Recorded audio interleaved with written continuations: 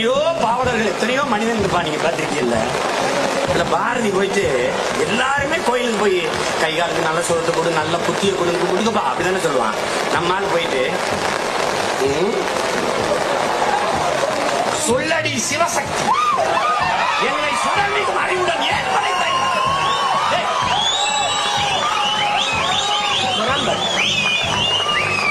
பூரா பையனை முட்டா பையனை படிச்சு எனக்கு மட்டும் இவ்வளவு அறிவை ஏன் கொடுத்த? நான் என்ன பேசினாலும் அவனுக்கு புரிய மாட்டேன். சொல்லடி சிவசக்தி என்னை சுடர்மிகும் அறிவுடன் ஏன் படைத்தாய்கிறார். அந்த பாவலனின் பேரங்க நாங்க என்ன கேட்கிறான், பாரதி சீமானுக்கு பாட்டன் ஆயிட்டாங்க.